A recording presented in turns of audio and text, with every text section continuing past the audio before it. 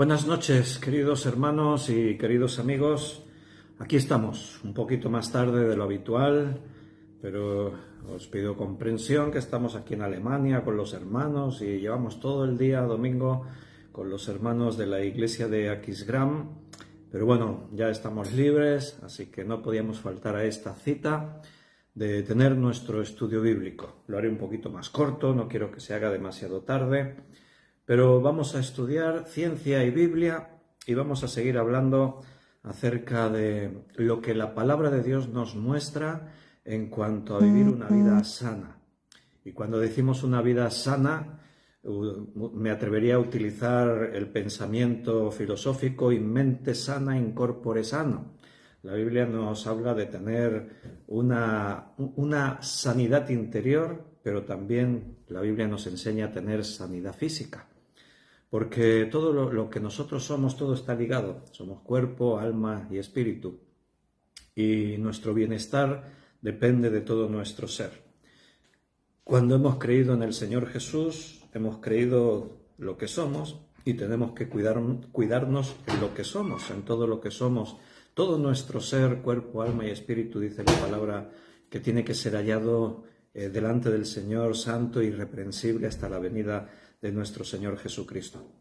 Vamos a hacer una oración en primer lugar y vamos a tener nuestro tiempo de estudio bíblico. Señor, muchas gracias porque podemos reunirnos en tu nombre. Gracias, Señor, porque tú nos bendices, nos cuidas. Necesitamos escuchar tu voz. Todos los días necesitamos escuchar tu palabra. Y hoy ya hemos disfrutado de un tiempo de culto, de este domingo por las mañanas, otros hermanos por las tardes, pero gracias, Señor, que nos das este tiempo, estas oportunidades de poder compartir juntos. Queremos pedir tu dirección ahora, en este momento, para que todo lo que podamos hablar y decir venga de ti, que tú, Señor, nos guíes, que nos des sabiduría, nos enseñes todas las cosas. Te agradecemos por todo y te pedimos todo esto en el nombre de nuestro Señor Jesucristo. Amén. Bien, queridos hermanos, como hemos dicho, hoy vamos a estudiar ciencia y Biblia. El título de hoy vendría a ser algo así como «Aplica la Biblia para tener una vida sana». Y bueno, como veis, estamos en Alemania, ahora mismo estamos en Bélgica, de pronto cogemos el coche y estamos en Holanda, cogemos el coche un momentito, estamos en Bélgica. Hoy hemos estado en Alemania con nuestros hermanos en la iglesia de aquí de Aquisgrán. Y hemos compartido todo el día, tuvimos el culto dominical, ellos lo hacen a las 3 de la tarde, ahí comenzamos el culto y hasta ahora acabamos de volver. Todo el día hemos estado allí juntos en la iglesia. Ha habido alabanza, ha habido participación musical, hemos comido juntos allí, bueno, más que comer, cenar, hace poco. Hemos tenido ese tiempo especial. Y gracias a Dios me dio la oportunidad de predicar la palabra, de estar ahí compartiendo con ellos en este tiempo, así que estamos siendo bendecidos. Gracias por vuestras oraciones y mañana seguimos por aquí todavía, así que veremos qué hacemos y ya os iremos contando. A ver, déjame que miren el chat en directo, los hermanos que se han podido conectar y algunos que han escrito aquí algún saludo. Tengo por aquí a Luisa, que ha sido la primera en saludar. Buenas noches, pastor y hermanos en Cristo. Paco y Rosario, buenas noches a todos, muchas bendiciones y un abrazo fuerte y un saludo para todos los hermanos de Alemania. Beatriz dice, buenas noches, querido pastor y queridos hermanos, Dios los bendiga en Cristo Jesús, un abrazo. Benito dice, buenas noches a todos mis hermanos. Alina, buenas noches, bendiciones. Isabel Silvas, buenas noches a todos, bendiciones. Juan Bermudo, hola mis hermanos, mi hermano Víctor y hermanos todos, qué alegría, que la gracia y de nuestro Señor Jesucristo estén en vuestros corazones. Ya está, esos son los mensajes que tengo hasta este momento. Vámonos al estudio. Sin duda ya les hemos transmitido saludos a los hermanos de aquí de Alemania y ellos también nos transmiten saludos para todos y tienen ganas de que nos veamos pronto con la iglesia. ¿Cuál es el salmo del psicoanálisis? ¿Quién me lo sabría decir? A ver, que lo voy a ir buscando yo aquí en mi Biblia. Esta mañana prediqué en la iglesia de aquí de Aquisgrán, en Alemania, acerca del amor, el tema que me pidieron los hermanos que compartiésemos, y ha sido de mucha bendición porque había mucha gente nueva.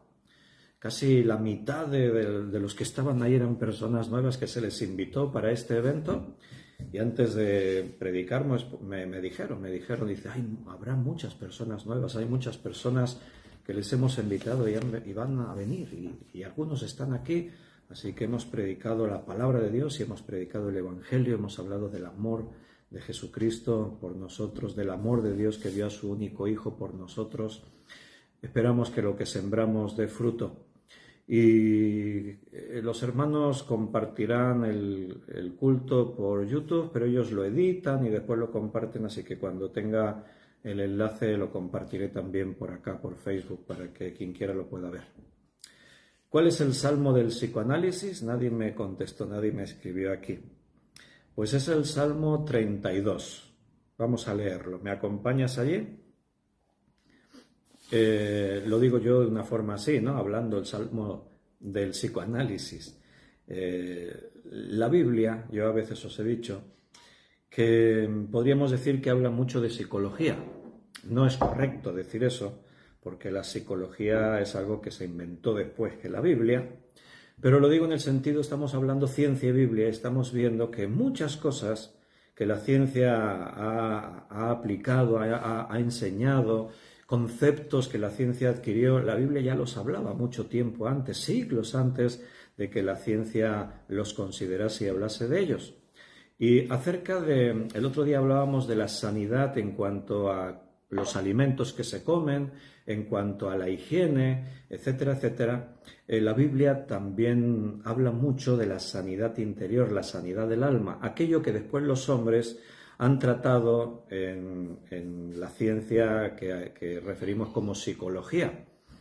Pero si alguien sabe de psicología es Dios, porque Dios conoce lo más profundo del hombre, del ser humano. Dios conoce los pensamientos, conoce el corazón, las intenciones del corazón, dice la Biblia, y Dios trata con nosotros. Ayer os decía, lo que estamos viendo tiene que ver con lo que hablaremos mañana. ¿De qué hablábamos ayer? Hablábamos de Pedro y hablábamos de cómo Pedro se dejó restaurar, porque no siempre estamos dispuestos a que Dios haga cosas en nuestra vida. Nos resistimos a veces a Dios, pero Dios quiere restaurarnos, quiere sanarnos. Y ayer estábamos viendo que al final lo que hizo Jesús fue una terapia con Pedro. Pedro se derrumbó, Pedro se sintió mal, se sintió fracasado, sintió que había traicionado a su maestro, y entonces lo que hizo Jesús fue a sacarle lo que tenía dentro, y lo hizo con esas 3 preguntas. ¿Me amas? ¿Me amas? ¿Me amas? Jesús le obligó a hablar, a sacar lo que tenía dentro. Después, siglos después, la psicología moderna aplicó esos principios y le llamó, como si lo inventasen ellos, terapias psicológicas, etcétera, etcétera. Y no, todo eso ya la Biblia lo enseñaba. La Biblia siempre ha ido un paso por delante de los hombres en cuanto a todas las ramas de la ciencia, en cuanto a todo lo que después los hombres han hablado de ello. Entonces, cuando digo el salmo del psicoanálisis, lo digo así, ¿no? En un lenguaje humano, para mostraros que lo que los hombres han definido como psicoanálisis y las diferentes formas de terapias psicológicas, todo eso la Biblia ya lo había superado con creces siglos antes. Vamos a leer un poquito este salmo, el Salmo 32. Bienaventurado aquel cuya transgresión ha sido perdonada y cubierto su pecado. Fíjate cómo empieza ya el Salmo. Feliz, dichoso, eso es lo que significa la palabra bienaventurado. Feliz, dichoso, afortunado, feliz. Aquel, ¿quién? Cuya transgresión ha sido perdonada y cubierto su pecado. Ahí puedes poner a Pedro, lo que estábamos hablando ayer. Pedro traicionó a Jesús, pero Jesús no viene a reprocharle, Jesús viene a sanarle. Jesús viene a que él confíe ahora en su Maestro. No confíes en ti mismo, está bien, pero confía en mí. Porque fíjate lo que Jesús hace. ¿Me amas? Sí. Pastorea mis ovejas. ¿Cómo? ¿Te acabo de traicionar y me confías lo más valioso que tienes? Sí, porque no dependes de tus fuerzas, vas a depender de mí. El Señor viene a sanar nuestra vida, el Señor viene a transformar todo lo que somos y la transformación empieza por el interior, por el corazón. Venimos de una vida donde hemos sido heridos, donde nosotros hemos herido a otros, venimos de una vida en la que seguro que te has sentido fracasado muchas veces. Con el tiempo a veces nos conformamos con nuestras situaciones que venimos arrastrando de años, pero no tienes por qué conformarte en nada que te produzca tristeza, dolor, sufrimiento, frustración. No te conformes en ninguno de esos estados, porque el Señor ha venido para darte sanidad. Y hay principios en la palabra para que aquel que los quiera aplicar se sane. Por eso aquí comienza así el Salmo. Feliz, dichoso aquel cuya transgresión ha sido perdonada y cubierto su pecado. Bienaventurado el hombre a quien Jehová no culpa de iniquidad y en cuyo espíritu no hay engaño. O sea, todos nosotros somos pecadores. El Señor nos podría culpar, pero Él no nos culpa.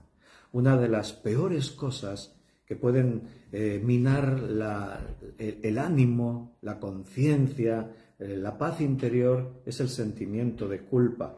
Por eso la palabra de Dios lo primero que hace cuando trata con los hombres es ofrecernos su perdón. Arrepentíos, porque el reino de los cielos se ha acercado.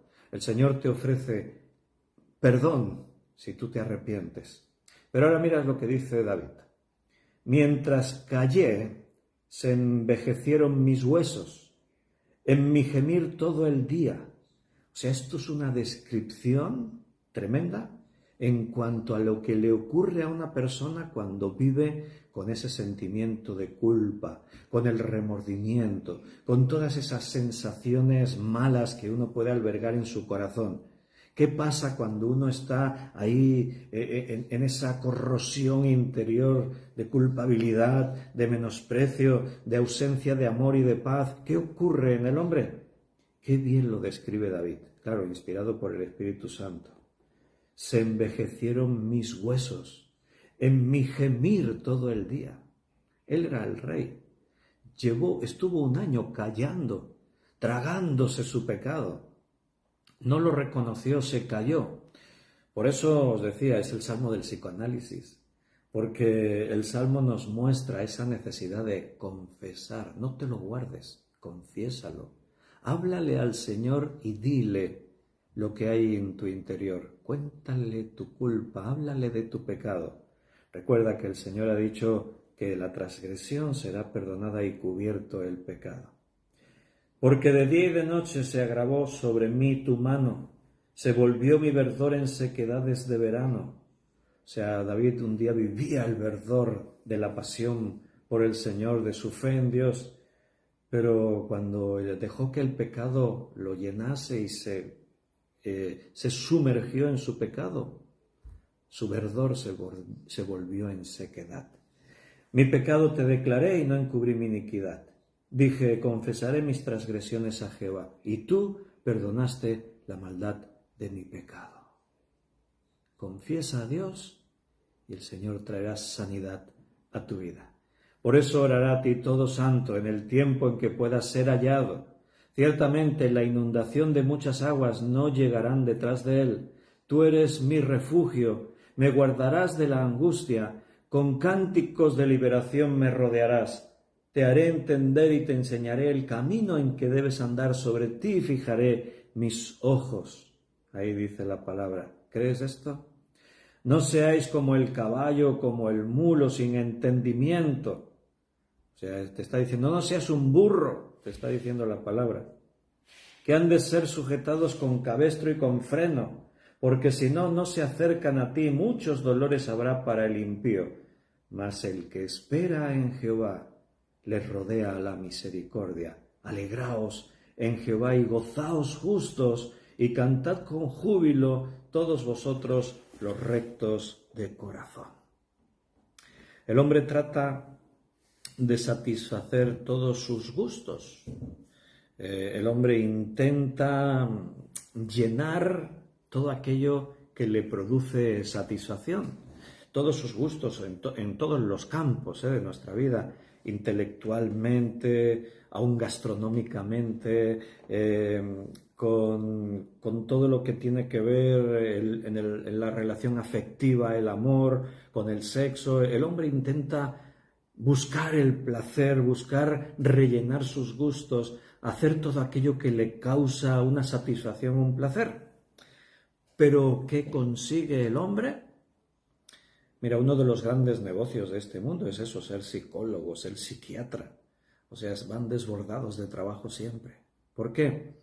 Porque a pesar de que el hombre hace tantas cosas intentando llenar su vida de felicidad y de placeres y de satisfacción, resulta que todo lo que va acumulando es angustia, enfermedad e insatisfacción en todas esas áreas. La Biblia, cuando nos habla de la oferta de Dios de experimentar paz interior, gozo inefable, un amor que sobrepasa todo entendimiento, la paz de Dios también sobrepasa todo entendimiento, cuando Dios quiere traer perdón a tu vida para que no te sientas culpable, lo que Dios busca es que te conviertas en una persona sana. Todos esos principios, como os digo, después los ha reconocido la ciencia moderna en los campos de la psicología. Todo lo que la Biblia te enseña, la ciencia moderna después resulta que aplicó esos principios. También tengo que decir que se quedó corto en algunos de ellos, porque claro, cuando la ciencia no reconoce el aspecto espiritual, se quedan incompletos. Hay enfermedades del alma que la psiquiatría y la psicología las tratan con fármacos, pero tú entenderás que eso no es una solución. Un fármaco puede ser útil para tratar una enfermedad física, pero ¿qué fármaco cura la soledad? ¿Qué fármaco puede curar la depresión, la ansiedad, el estrés, el sentido de culpa? No hay ningún fármaco que cura eso. Los fármacos te pueden atontar, te adormecen, te dejan así como embotado, como viviendo. Es una droga, un fármaco en ese sentido es una droga que intenta evadirte de la realidad, pero la realidad sigue existiendo. ¿Y sabes qué ocurre? Cuando un problema no se soluciona, sino que se ponen estos parches, ¿qué ocurre? Pues que el problema no solo es que sigue ahí, sino que cada vez se hace más grande. Cuando la ciencia moderna niega lo espiritual y todo lo limitan a un aspecto físico, la mente y el cuerpo, evidentemente no pueden alcanzar la completa sanidad, no pueden alcanzar los medios para encontrar la sanidad. Como os digo, la Biblia está llena de principios psicológicos. Lo de psicológico es el lenguaje humano que se inventó después de la Biblia. Pero te voy a poner otro ejemplo. Mira, Génesis 2, 24. Génesis 2, 24. Ahora los matrimonios están muy atentos. Por tanto, dejará el hombre a su padre y a su madre, y se unirá a su mujer, y serán una sola carne. Esto es un principio psicológico.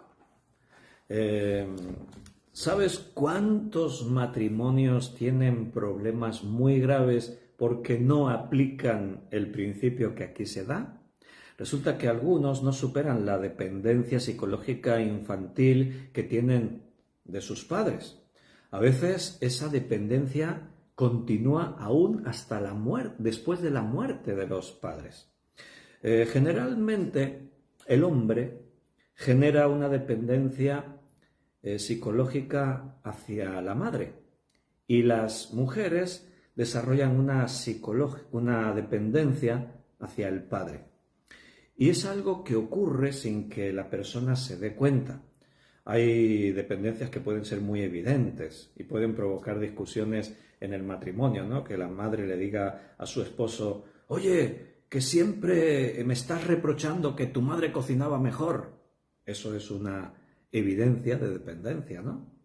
El esposo o la esposa no pueden reprocharle a su pareja algo que sus padres hacían mejor que tú. No, eso es lo que aquí se está tratando de transmitir. Dejará el hombre a su padre y a su madre, se unirá a su mujer y los dos serán una sola carne. Recuerda que la Biblia no dice que menosprecies a tus padres. Precisamente hay un mandamiento de la ley de Dios que dice: honra a tu padre y a tu madre, para que tus días sean largos sobre la vida, sobre la tierra, perdón. O sea, honra a tu padre y a tu madre, pero en cuanto al matrimonio tienes que romper el cordón umbilical con tus padres. Ese complejo maternal o paternal inconsciente ocurre en muchos casos. Y el hombre o la mujer no consigue romper con esa dependencia que tenía con sus padres. Y aunque establece su propia vida matrimonial y crea su casa, pero en ese aspecto emocional no rompió. Y recuerda, no digo que tengas que romper tu relación, no digo que tengas que dejar de ver a tus padres o que escucharles y recibir un consejo de ellos. No, estamos hablando de otra cosa. Yo espero que todos me estéis entendiendo. Esa dependencia que se crea y que te lleva a necesitar unas ciertas cosas que tus padres te daban. Hay cosas que ahora tú las tienes que recibir en tu propia casa, las tienes que crear tú mismo y compartirlas con tu pareja, con tu cónyuge. Esto se une, lo que estoy hablando lo vamos a unir a, mira, lo que os he dicho. A ver, si quieres lo leemos directamente. Éxodo 20, versículo 12. Honra a tu padre y a tu madre para que tus días se alarguen en la tierra que Jehová tu Dios te da. Ahí lo tienes. Honra a tu padre y a tu madre, pero rompe con ellos. La armonía de los dos textos. Dejará el hombre a su padre y a su madre, se unirá a su mujer y serán los dos una sola carne. Honra a tu padre y a tu madre. ¿Te das cuenta que lo que busca la Biblia es que tengas paz interior? Si tú consigues romper con esa adicción, esa dependencia con tus padres, pero a la vez aprendes a honrarles, y honrarles significa encontrar esa relación sana y correcta con ellos, bueno, eso es lo que todo ser humano necesita. Estar en armonía y paz en su casa con su esposa o con su esposo, con sus hijos, y a la vez tener una relación perfecta con sus padres. Eso es paz interior, eso es gozo interior. Esa dependencia se tiene que conseguir gradualmente. Los padres somos los responsables de transmitir sanidad emocional, espiritual y mental a nuestros hijos. El padre y la madre tienen la obligación de ayudar a sus hijos a ir desconectando de ellos en esa dependencia en diferentes sentidos con ellos. Por ejemplo, ¿recuerdas cuando Jesús tenía 12 años? Y lo voy a poner como ejemplo, pero bueno, vamos a decir que Jesús podríamos decir, era un caso especial. Un niño con 12 años sigue siendo un niño y los padres son responsables del niño. Pero en cada edad hay que saber enfocar la relación con los hijos de la manera correcta. En la sociedad judía, un niño con 12 años era considerado ya un hombre. Era la edad que marcaba dejar la niñez y convertirse en un hombre.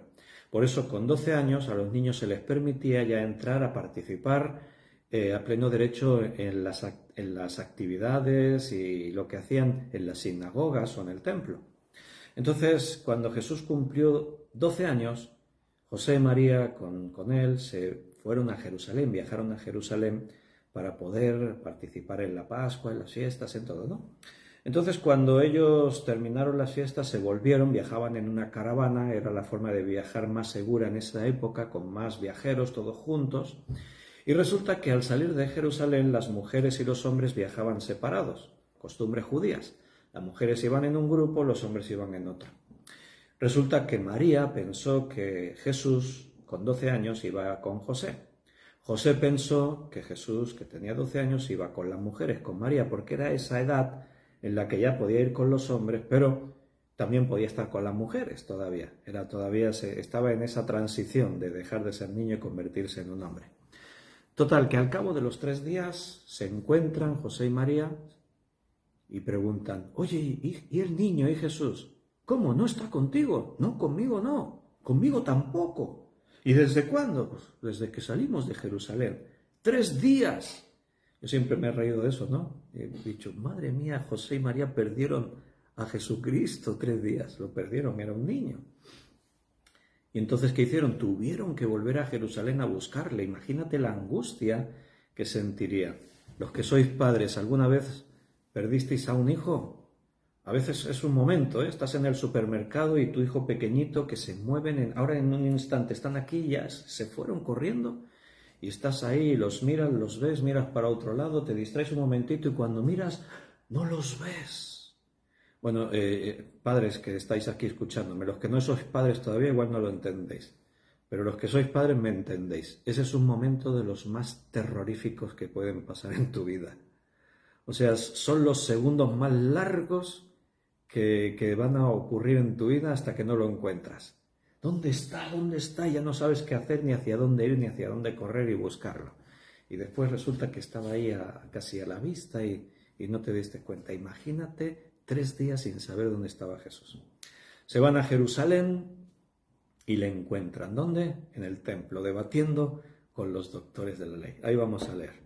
Lucas 2, versículo 41 al 51. Lucas 2, 41 al 51.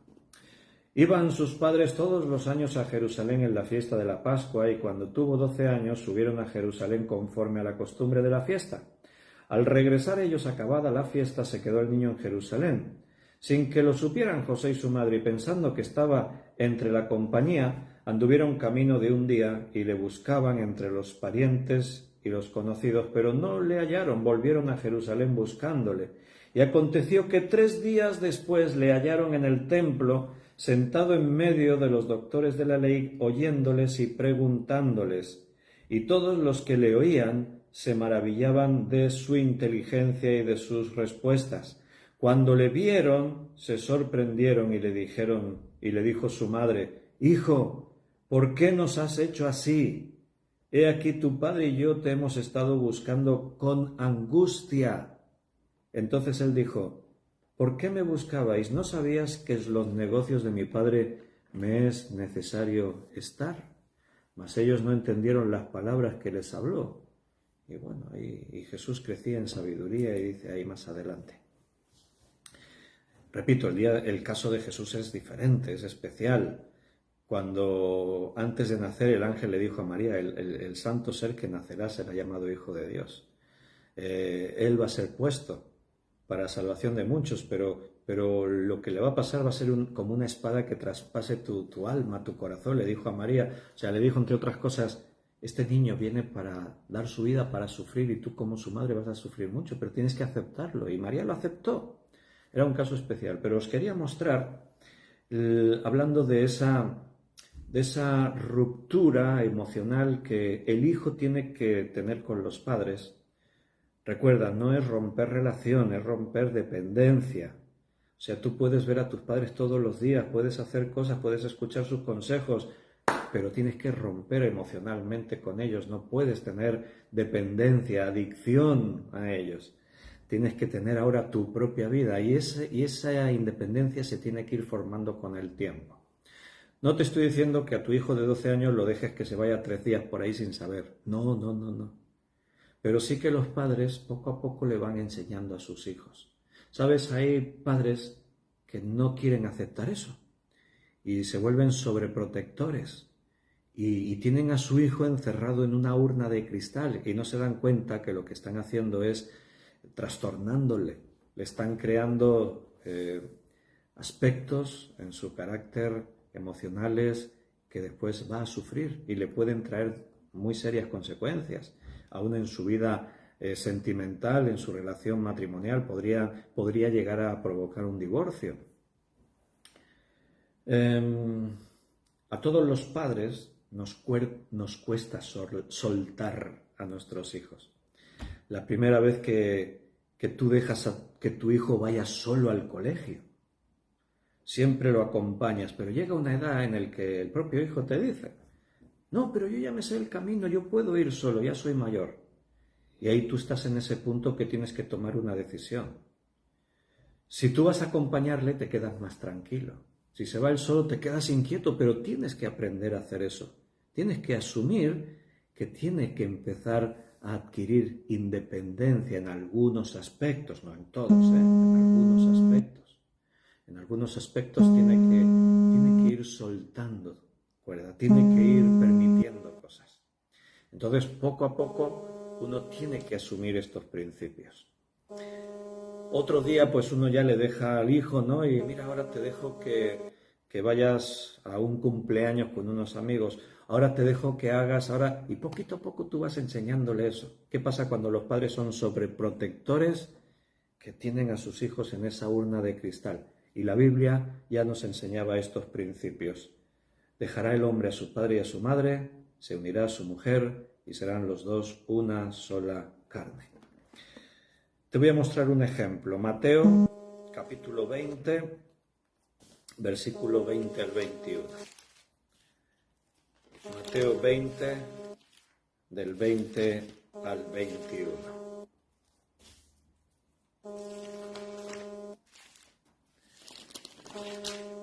Dice, entonces se le acercó la madre de los hijos de Zebedeo con sus hijos, postrándose ante él y pidiéndole algo.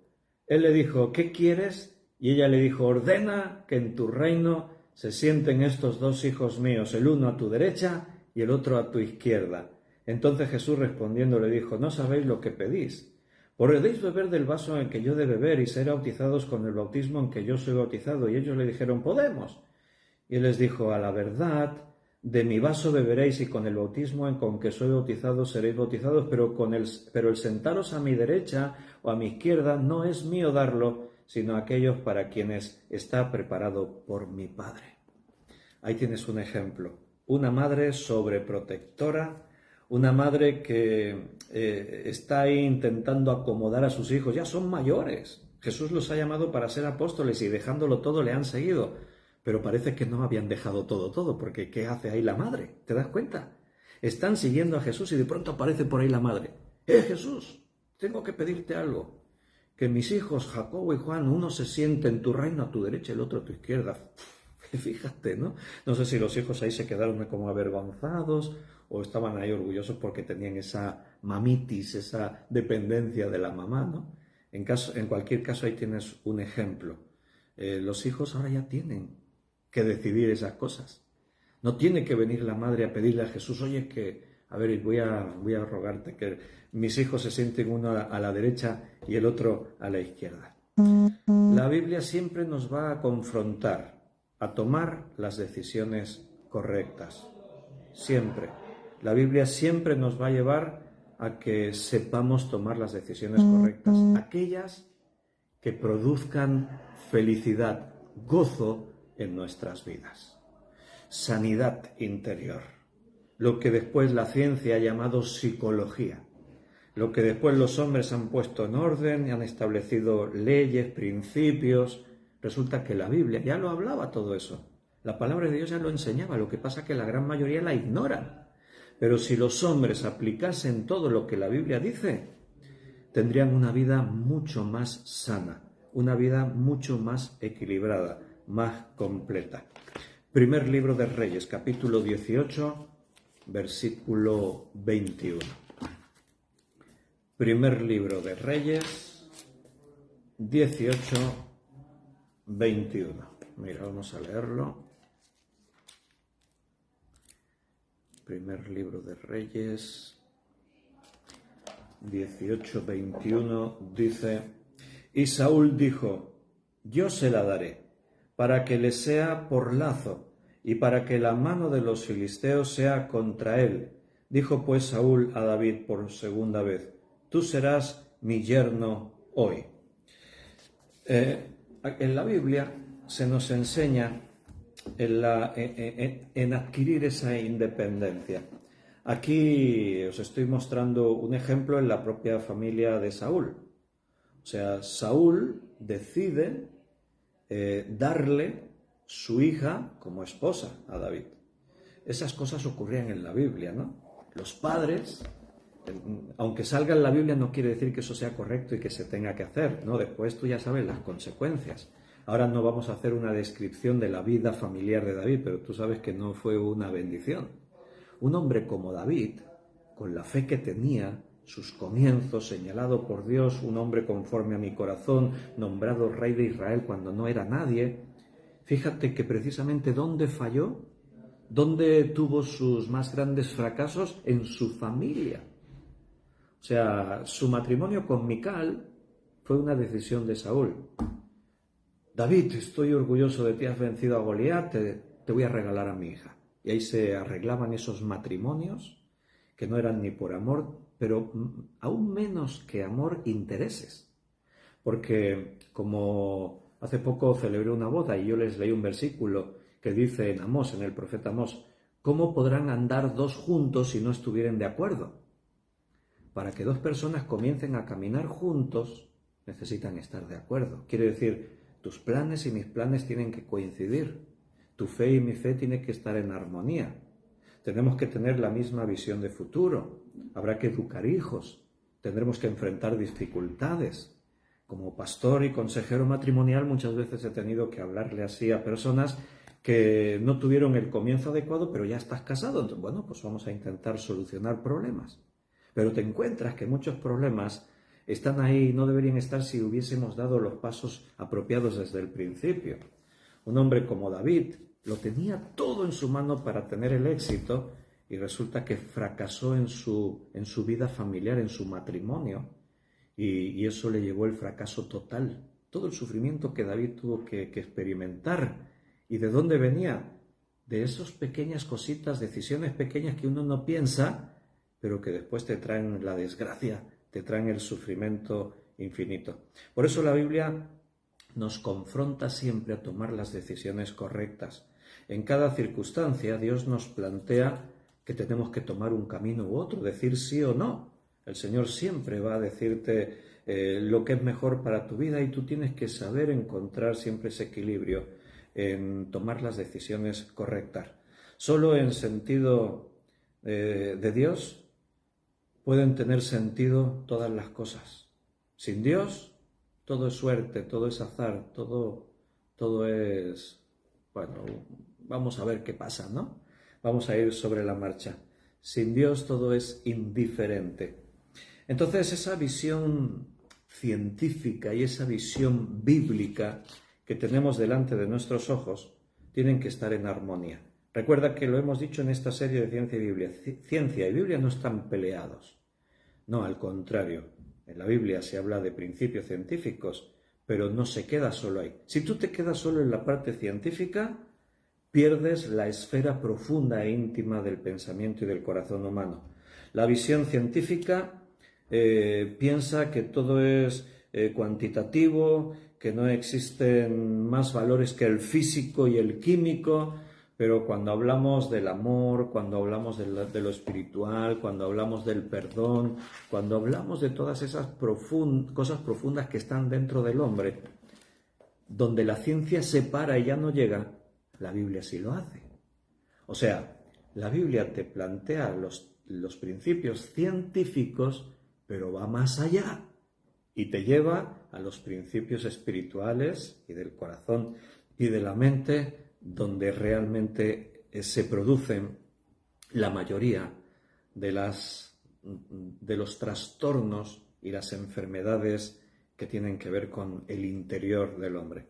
La ciencia excluye toda referencia a nociones que no se puedan demostrar. La ciencia se basa solo en los aspectos de la realidad que pueden ser demostrados, que se pueden experimentar y demostrar en un laboratorio. Pero una medicina integral debe ser la que la Biblia te plantea, debe conjugar ambos aspectos, el físico y el espiritual. El aspecto físico, necesitamos tomar lo que la ciencia ha podido descubrir en cuanto a cómo sanar una enfermedad. Por ejemplo, por muy espiritual que yo sea, si necesito cirugía, necesito ir a un doctor para que practique la cirugía. Imagínate que que sufres de apendicitis y no es algo grave si se hace el tratamiento correcto. Si la apendicitis se obstruye y ahí hay un problema, entonces te produce un dolor muy agudo y ¿qué pasa? Vas al doctor, te miran y dice, bueno, hay que extraer la apendicitis. Se hace una intervención quirúrgica, estás unos días convaleciente y ya está, y el problema se soluciona. Por muy espiritual que tú seas y digas, tengo fe, no, hay un problema que la ciencia te puede solucionar así. Pero están los aspectos espirituales que, aunque el cirujano sea muy bueno, no te los va a solucionar. Necesitas la sanidad que viene de parte de Dios. Esos aspectos espirituales tienen que ver con el pecado. Y de ahí, del pecado, viene todo lo malo, la depresión, la ansiedad, la soledad, la frustración, la tristeza, todas esas cosas que se convierten crónicas en la vida de muchas personas y que no saben qué hacer. Y al final recurren al especialista, ¿y qué hace el especialista? Tampoco sabe lo que hacer. Te da unos fármacos, unas drogas fuertes para dejarte ahí en tu mundo atontado y entonces pues ya estás más tranquilo. Pero el problema no se solucionó. Por la ciencia conocemos el mecanismo de las cosas. Por la Biblia sabemos su significado, el porqué de las cosas. Pero Dios es mucho más grande de lo que nosotros podamos comprender. En parte le conocemos por lo que podemos contemplar en la ciencia, pero en otra parte, seguramente mayor, le podemos conocer por el corazón. Esta mañana sí estaba predicándoles a los hermanos aquí en Alemania.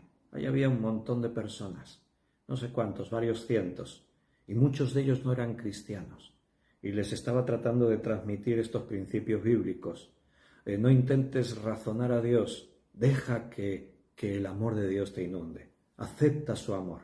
Cuando tú amas a alguien, les decía a esas personas, ¿qué te gusta? Ser correspondido. Si tú amas a alguien con toda tu alma y esa persona te demuestra indiferencia, ¿cómo te sientes? Si tú amas a alguien muchísimo y te devuelven menosprecio, ¿cómo te sientes? Pues el mayor amor que se ha podido dar es el amor que Dios te ha dado.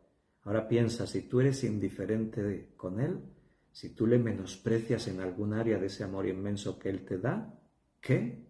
¿Qué hacemos? Dios va a seguir siendo Dios y no siente como nosotros, pero no sé de qué forma Dios quiere que le ames. Queridos hermanos, voy a terminar porque hoy empezamos más tarde y así voy a terminar un poquito antes de la hora, pero ya son las 10:24. Y no me quiero alargar más por hoy. Si Dios permite, mañana seguiremos. Mañana lunes 3 de julio. En julio ya estamos. Esto va rápido. Si Dios quiere, 9 de la noche nos volveremos a encontrar. Nosotros seguimos aquí en Alemania, en Bélgica y en Holanda. Estamos a pocos kilómetros de una frontera de la otra. Dormimos en Bélgica, pero nos reunimos con los hermanos en Alemania y a lo mejor hacemos turismo en Holanda, no sé, ya veremos. Mañana seguimos si Dios quiere. Un abrazo muy fuerte y que Dios os bendiga.